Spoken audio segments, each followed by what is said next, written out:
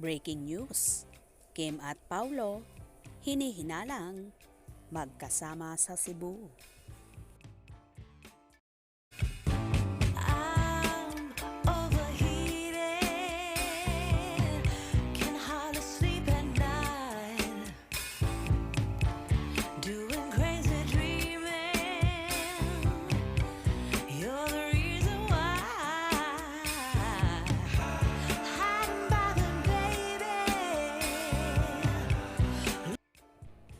Kaloka nga ang mga Kim Pao fanay at may dilulo na namang nagaganap.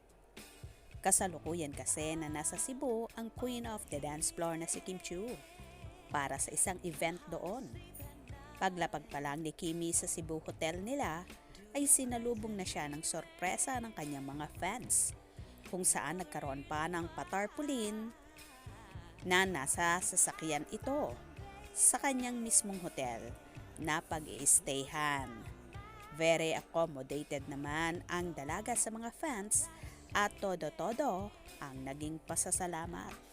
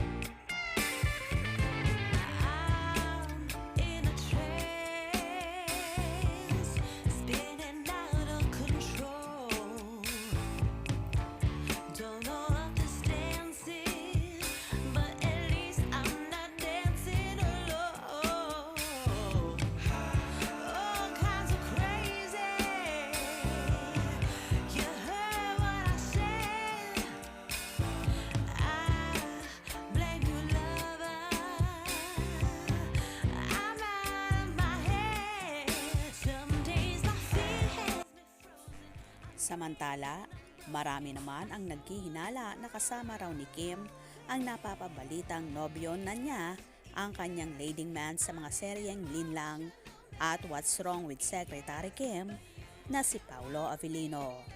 Ganito nga kadilulo ang mga fans at ganito nga ang mga iniisip nila. Kayo, naniniwala ba kayo na magkasama ang Kim Pao sa Cebu? For sure, kung magkasama man yan, pagkakaguluhan niya ng mga tao at maraming sokotim na naman ang lilibot at magpapasa ng mga resibo at paayuda ng Chupao. Well, kung magkasama nga sila abay masaya yan. Kung hindi naman, okay rin lang. Dahil magaganap naman ang pagsasama ni Kim at Paulo sa Dubai para sa Kalayaan Caravan ngayong darating na June 9 at June 29-30 naman ay sa United Kingdom magpapakilig ang Kim Pao. Kaya pakaabangan natin yan. At masosolo na naman ni Paulo si Kimmy. Makakapamasyal rin sila after ng shows na yan. Kaya ang tanong, saan kaya gagala ang dalawa? Abangan natin yan. Kaya naman tumutok at huwag na huwag pahuhuli sa mga maiinit na kaganapan. Anong inyong magiging reaction sa bidyong ito? Comment below.